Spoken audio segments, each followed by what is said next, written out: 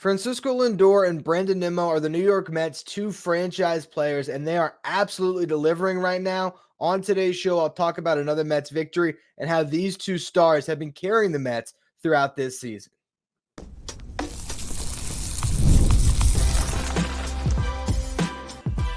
You are Locked On Mets, your daily New York Mets podcast. Part of the Locked On Podcast Network, your team every day. Hello to all you amazing Mets fans. You're watching Locked On Mets, part of the Locked On Podcast Network, your team every day. I'm your host, Ryan Finkelstein. If you want to find any of my work, follow me on X at Finkelstein Ryan. You can also find some of my writing at JustBaseball.com, where I work as the managing editor. This episode of Locked On Mets is brought to you by Booking.com. Booking.yeah. The right stay can make you a fan of any city, even your rivals. So check out Booking.com for your stay today. Now, the New York Mets have won another series. They take the first two games in their series against the Nationals, and they now have a chance to get a sweep before taking on the Rockies to close out their schedule before the All-Star break. The New York Mets are within a game of the wild card after both the Cardinals and the Padres lost today, and the Cardinals lost twice. It is right there for the New York Mets, and a lot of what has happened here goes to the play of the two franchise players for the New York Mets, Francisco Lindor and Brandon Nimmo, guys who were some of the most unlucky hitters early in this season. There was numbers that were bearing that out when they were going through their early season slumps, that they were guys who were still impacting the baseball well, would turn it around, and boy, have they. And it has been their turnaround that has taken this team from 11 games under to on the verge of a playoff spot and a chance to buy and really be in this mix throughout the rest of the season. So we're going to talk a lot about Nimmo and Lindor today. And in this game on Wednesday night, it was Brandon Nimmo who got the scoring going early for the Mets. He homered. It was the third straight game that Brandon Nimmo has hit a home run.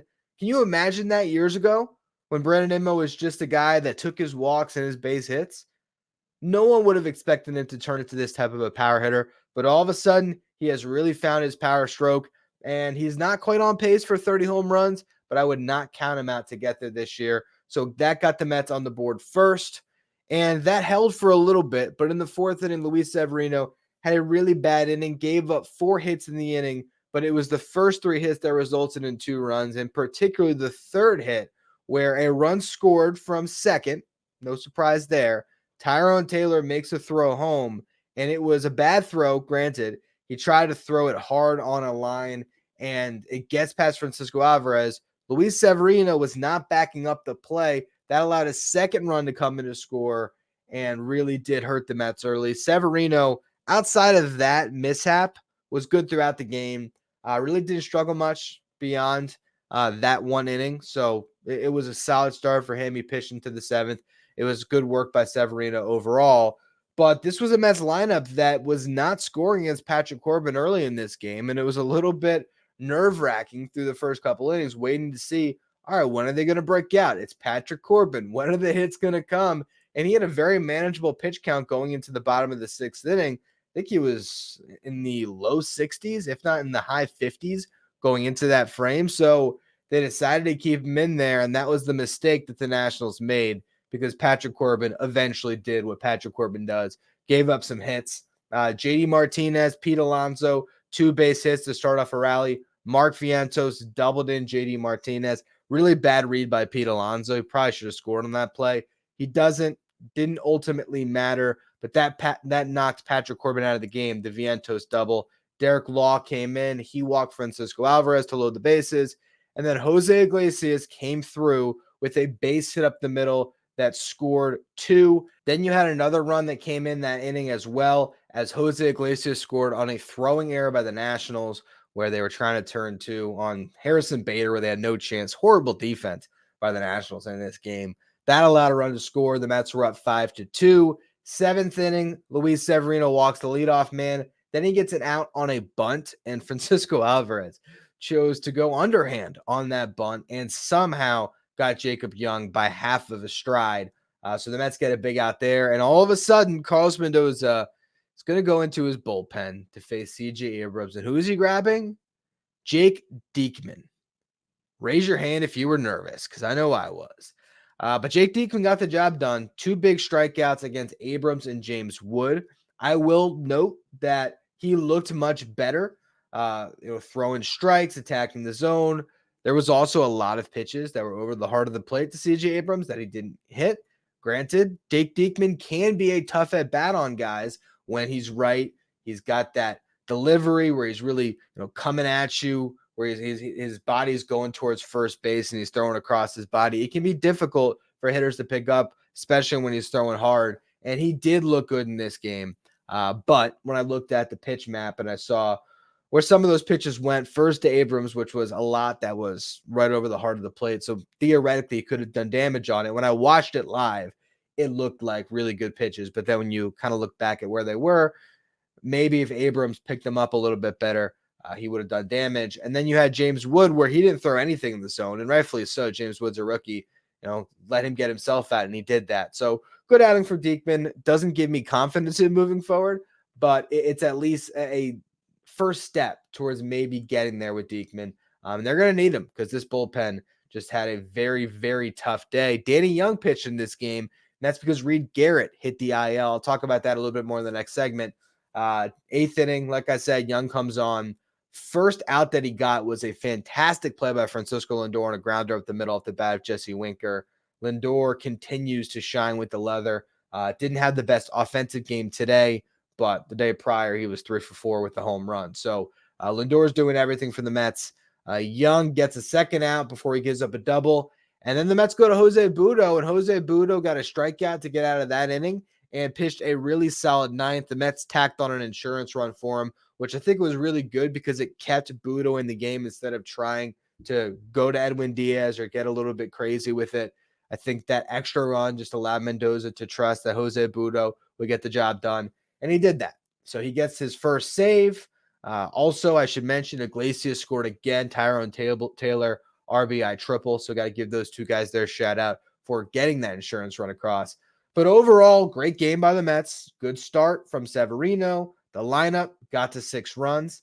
So that was very good as well. And the bullpen held up. So a nice, carefree victory for the Mets. We'll see if they can get the sweep on Thursday. But I want to talk about this bullpen before we get into our larger conversation about Nimmo and Lindor.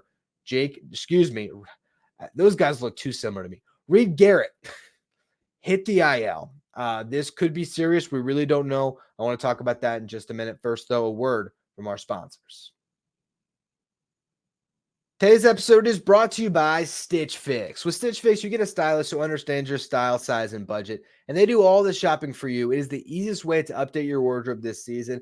I got this shirt from Stitch Fix. I said, hey, give me something Grimace colored. I didn't actually say that. But I went through and I got my most recent box, which is 5 just for me pieces. And the way that they get your style is you go online, you thumb up or thumb down a list of different items. They'll put different pictures in front of you in a slideshow. Ooh, I like that. I don't like that. This is after putting in your size, your budget preferences, your style. And then you're going to get a box in the mail with 5 just for me pieces, plus outfit recommendations and pro styling advice. And you keep what works for you, what you like. You send back the rest. Stitch Fix makes it all so easy.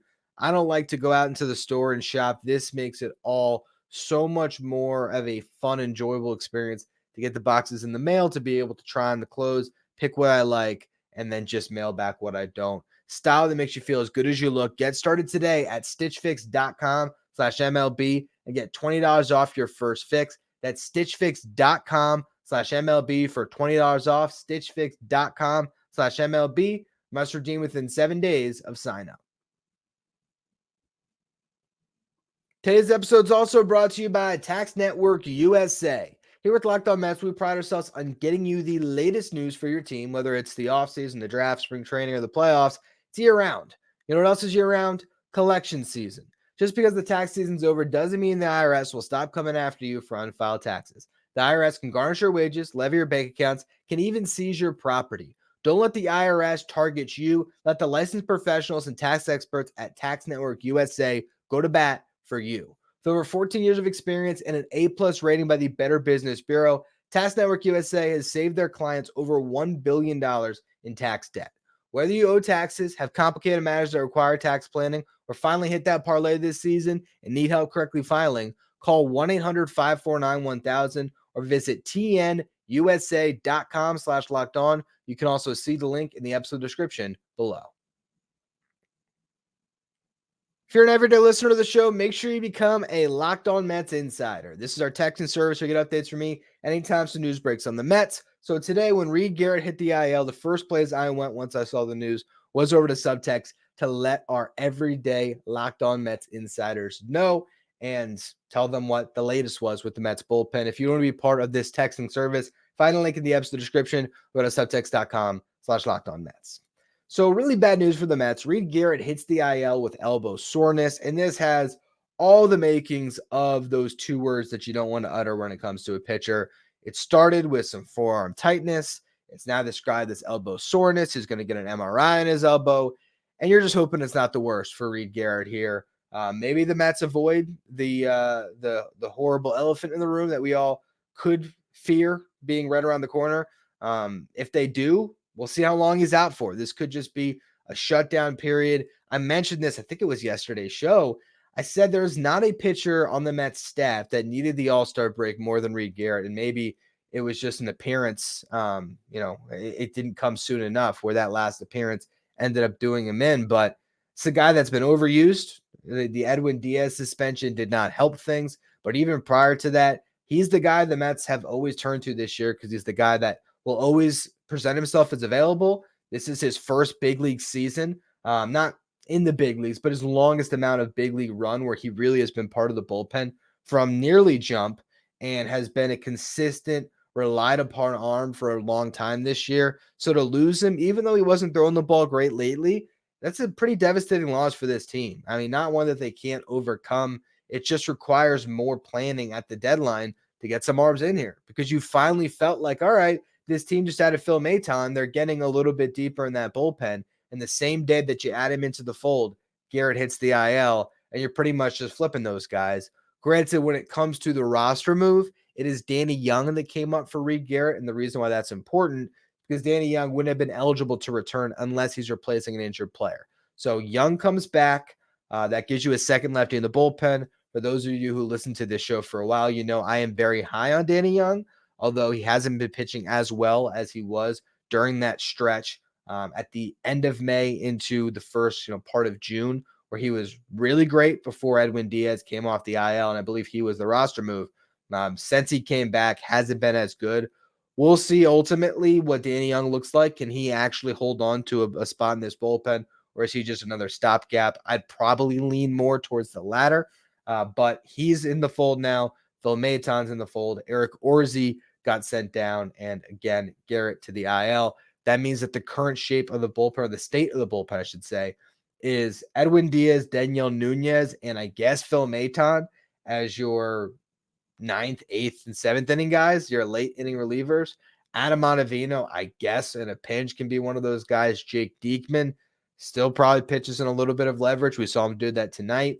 Danny Young, another arm that's in the mix here. And then you have the long men, Adrian Hauser and Jose Budo.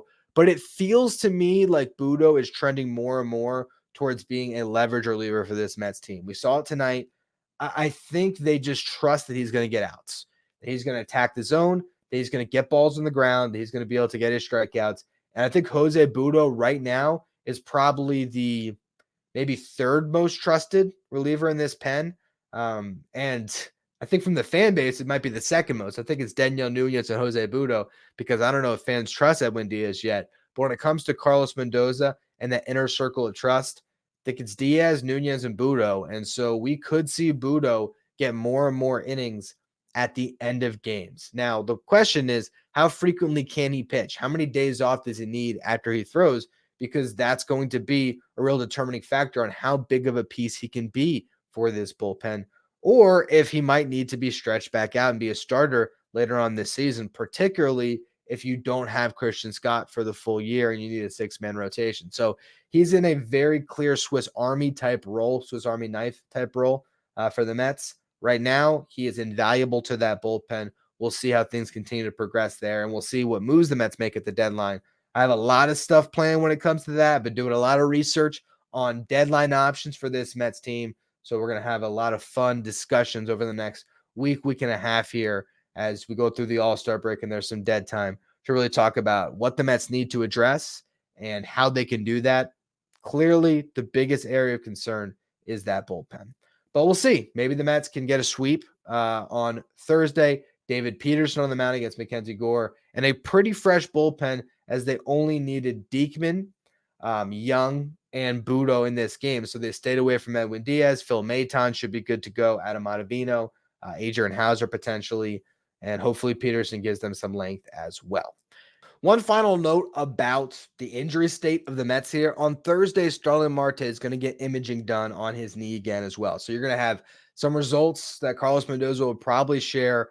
I don't know if it'd be before the game or after the game about Garrett. What's going to happen with his elbow? Is he going to be shut down for the season? Is it a couple of weeks? We'll find out.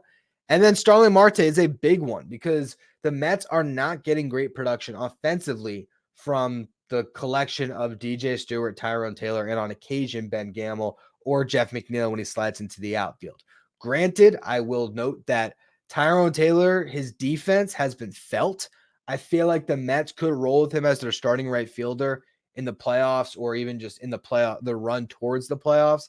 And I think they can win with him because he gives you so much intangibles with his play out in right field, which is significantly better than what you were getting from Starling Marte. But there is a hole on this team when it comes to outfielders that can hit against left-handed pitching. For whatever reason, Harrison Bader, who traditionally throughout his career has been far better hitting against lefties than righties, those numbers have flipped this year. He's got reverse splits. Same thing with Tyrone Taylor. I've beaten that point to the ground on this show, how he just continues to struggle against lefties. Today, he had an opportunity, bases loaded, 2 outs, Patrick Corbin on the mound, and he couldn't get a hit. It was a pretty bad at bat, swinging at some really bad pitches. So getting a right-handed complement that can mash against lefties is going to be very important for this team at the deadline, but they might just have Starling Marte. So if Marte's imaging comes back clean, and maybe it's just a situation where they say, all right, we're going to have him shut down, obviously through the All-Star break, and maybe even a little bit beyond that, but you'll get him back maybe the last week before the deadline and get him back into games.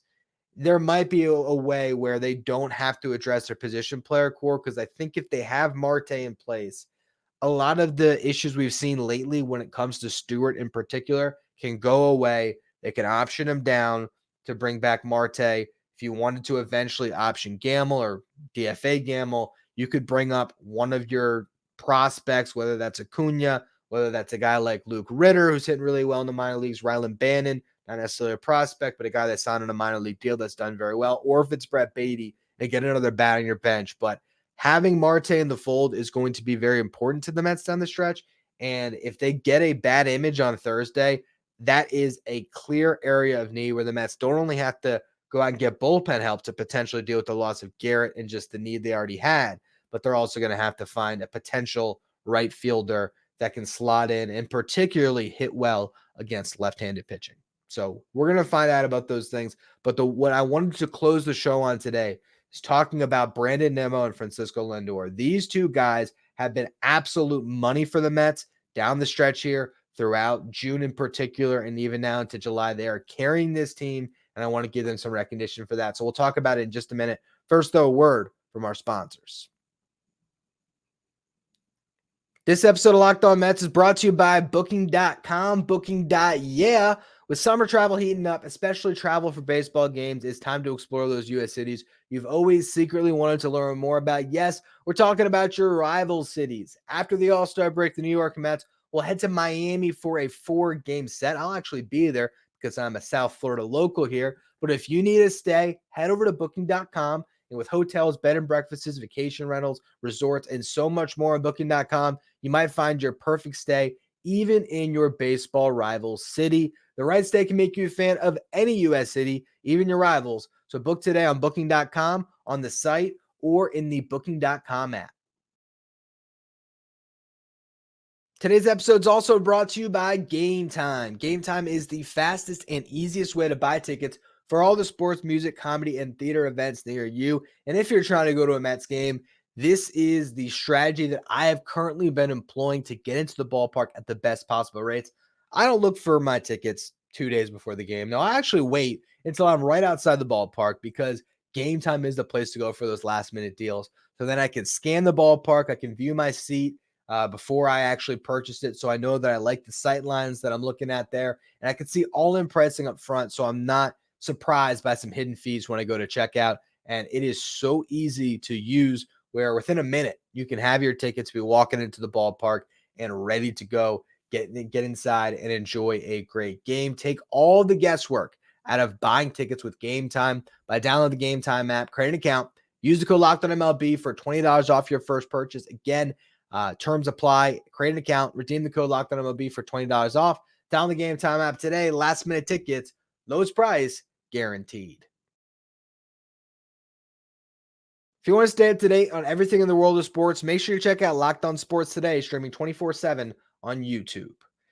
Now, I think going into this season, there might have been a question. Can Francisco Lindor and Brandon Nimmo be your best two players and you have a winning team, a really good team that has a chance to potentially win it all? And while I'm sure there's still fans that will hear me put this out there and say, no, those two guys can't be your best players. You need Juan Soto. You need to make that next splash to get a better player in here. I don't necessarily know if that's the case. Granted, you have to build the right team around them, but what we've seen lately is these two guys, Lindor and Nimmo, have the goods to take you places, and they have been playing great baseball. And not only just doing it with the bat and the glove for both of these guys and contributing in big ways, it's the leadership that they have taken on. The two players that are locked up. Francisco Lindor signed all the way through until, what is it, like 2031, I believe, is his last year on the contract. I think Nimmo is a year prior than that, but they're signed throughout the rest of this decade. There is one thing that we know for sure. Francisco Lindor and Brandon Nimmo are going to be there for the New York Mets.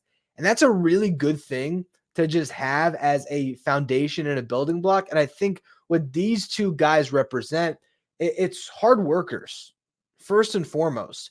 Brandon Nimmo's talked about it. The reason why he says the Mets had faith in him to invest this money is they knew that the character that he had, what he had been like behind the scenes, and he's not the type of guy that's going to get his money and just relax and take his foot off the gas. This is a guy that is going to keep pushing the envelope, and the maturation of his game is evident. We have seen him year over year over year throughout his entire career with this franchise get better and better and better. There was his breakout in 2018 where he put up a great season, but that was sort of just Brandon Nimmo relying on his youth and athleticism and, just his raw talent. And yes, he was refined as a player that had been developed for a long time, but he didn't really know all of the trade secrets that he's learned now. And it ran him into some problems. He had some real injury issues. 2019, 2021, really struggling to stay on the field. And he's learned from that. And you've seen him now since 2022 putting together, knock on wood, but this would be a third straight healthy season for Brandon Nimmo where he knows his body. There's times where Nimmo gets pulled for a game or he sits out. And it's because he knows his body, knows all the metrics and the data behind his own usage. And they just have figured things out for him. And beyond that, he has really learned how to optimize what he's good at and add power to his swing. Since moving into the two-hole, Brandon Nimmo has 9 home runs. He's hitting .337 with a .430 on base and a .696 slug, has 27 RBIs. So that's since June 13th. And I don't have the stats for today's game where he homered, but I have everything up to that point from June 13th through July 9th. And there's wins above replacement, right? That's what Fangraphs has. That tells you who are the most valuable players in baseball. And it is an all-encompassing stat, taking into account base running, defense, offense, everything. Brandon Nimmo has posted a 1.8 F4 since June 13th. That is tied with Gunnar Henderson, Elly De La Cruz, and 0.1 behind Shohei Ohtani for the best mark in baseball. So he's second behind only Ohtani, and Gunnar and Elly De La Cruz are right there with him. And he homered in the game today. If nobody else homered, there is a chance that I could regurgitate this stat to you tomorrow with the update from Fangraphs, and Brandon Nimmo will have been the best player in baseball since June 13th. It's pretty impressive stuff. During that span, he's top 10 in home runs. He's leading the league in RBIs. He's just been unbelievable. And you look at what he did to get his money a couple years ago. He hit 16 home runs. He just hit his 16th home run tonight. He had 16 home runs in 86 games. It took him 151 to get to 16 back in 2022. So the power's off the charts. He's 9 RBIs away from breaking his career high from last year of 68. So he's sitting at 59 in the driver's seat to not only clear that, but he could push for 100 RBIs this year. And there's a world where he gets the 30 home runs. We could be watching the first 30 in 100 season for Brandon Nimmo. And I never thought that would happen. Not a knock on him. That's just not the player that I saw him as. I saw him as more of course, the on-base guy that he was. And last year we saw a little bit more, and I was hoping, all right, maybe you get a consistent 25 from Nimmo. And I did say this, preseason or this spring training that I could envision Nimmo becoming a 30 home run hitter. But now that you're seeing it, it's still jaw-dropping. The way he's driving in runs, coming through with runners in scoring position. It's just been a joy to watch him play and watch him evolve throughout his career here. You got 6 years left after this season. And yeah, maybe the last 2 don't look quite as good, but I feel pretty confident about the next 3 or 4 beyond this year that Brandon Nimmo is going to be a player that you can just pencil in, starting left fielder year in, year out, going to show up, play a bunch of games, hit his home runs, drive in his runs, get on base at a good clip, play solid defense. He's just a really good player. And at $20.25 million per season, that is a great investment by Steve Cohen and this franchise. And moving forward, he's a building block. And then you have Francisco Lindor, who's the franchise player. And I think he's starting to get some respect because he was so disrespected by not being put in the All-Star game, despite how well he has played lately, that there's now a rallying cry where there's people who aren't even Mets fans who are throwing out the numbers on Lindor. He's on a Hall of Fame track. We've talked about that on this show before. And beyond being on a Hall of Fame track, he consistently is one of the best producers when it comes to wins above replacement. Now, part of that is because the glove weighs that heavily in Lindor's WAR numbers, okay? Because when you have a guy that's playing shortstop, you can rack up WAR a lot more quickly. And because he's a great shortstop, that helps him. So you look back since he debuted, there hasn't been a shortstop that's been better when it comes to FWAR. And kind of going down the line, I have to check. At one point, that stood true even since 2021, since he came to the Mets.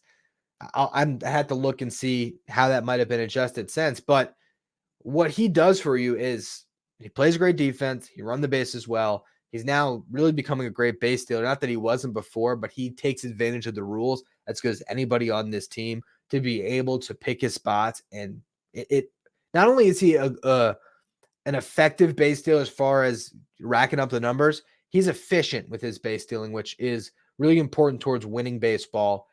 And when he's on offensively, he can be as good as anybody.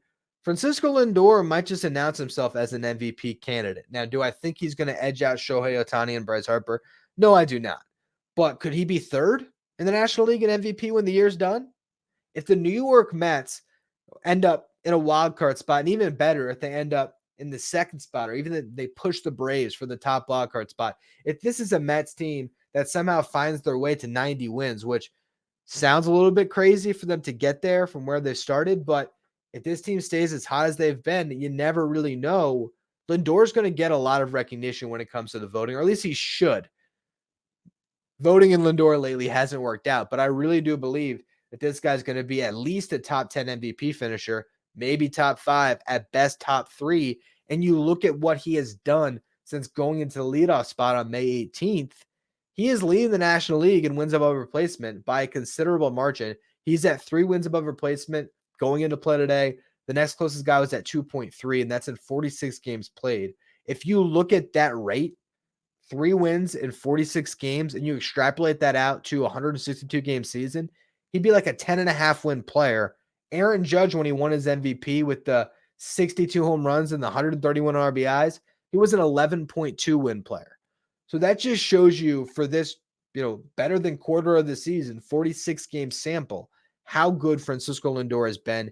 He's hitting 306, 369 on base, 539 slug. That's not accounting for tonight's game, granted, where he went 0 for 4. So those numbers will take a slight dip. But still, even with that, He's top 10 in weighted runs created plus, batting average, slugging. Was second in runs scored in the league. Brandon Nimmo is tied with him. Nimmo homer today, so Nimmo will pass him up on that. But that just tells you something right there. 2 of the top 3 run scorers in the game over this period of time of about 50 games. That's why you have such a good offense when these 2 guys are just getting the job done, whether it's hitting home runs, driving in runs themselves, or scoring, just using their speed even, because even Nimmo is getting in on stealing bases. Not to mention, of course, Lindor at the defense, all the clutch plays that he makes. 9 outs above average this year. That is third most in Major League Baseball behind 2 center fielders and Jacob Young and Michael Ciani. So he has been the best defensive shortstop, again, by that metric. Plays every inning, plays every day. And on top of everything that I just laid out with Francisco Lindor, the last thing I'll close with is the leadership. And it goes to both of these guys, but particularly Lindor, from the offseason, taking Mark Vientos and Brett Beatty under his wing and helping bring them along defensively, to starting the players-only meeting that sparked this run for the Mets. And then I've said it before, I'll say it again, answering every single question the New York media had to throw at him after that players-only meeting. I think it was an 11-minute media session that he handled with absolute grace and professionalism, A++ when it comes to that side. And that's important when you play in New York. He is just coming to his own this year. This is the year of Francisco Lindor. I truly believe that the year where he not only has a great season for the Mets, because I think he's done that the last 2 years prior to this, but the year that he really assumes that captainship of the New York Mets, that leadership, where he really takes the baton that David Wright once held and moves it forward to hopefully a era of winning for the New York Mets. At least we all got our fingers crossed on that. And Brandon Nimmo, as his sidekick, as his Robin in this, also goes out, leads by example, takes guys under his wing as well. I think with these 2 guys as pillars, the Mets as a franchise are in really good shape. Francisco Alvarez might become the best player in a couple years, but they're going to have these 2 guys right there with them. Maybe they make a big splash in free agency. Maybe there's another top prospect that comes up and does good things. But you're always going to know that shortstop and left field are handled. And I think that is a really comforting thing moving forward. That's why they're paid the contracts that they are. But in a league where long contracts can typically end up biting you, these contracts so far have aged very, very well. Hats off to Steve Cohen and the Mets front office for getting these deals done when they did. And hopefully they can continue to produce throughout the rest of this season. Anyway, that's going to be all for today's edition of Locked On Mets. I appreciate all of you who tuned into the show. If you are watching on YouTube, do me a favor, hit that subscribe button. We're trying to get to 9,000 subs by opening day. By opening day. By the All-Star break, we want to get to 9,000 subs. So I appreciate all of you who continue to subscribe. If you're listening on the audio side, follow, rate, and review wherever you get your podcast. If you want to follow me on social, you can do so at Finkelstein Ryan. You can also follow the show at Locked On Mets. Thank you for making Locked On Mets your first listen or your first watch every day. Now for your second watch, head over to YouTube and check out Locked On Sports Today, which is streaming 24/7 on YouTube. Locked On Sports Today has our local experts from each team and our league-wide experts from each league to give you all the latest in the world of sports. And not only is it streaming 24/7 on YouTube, you can also check out Locked On Sports streaming 24/7 on Amazon Fire TV.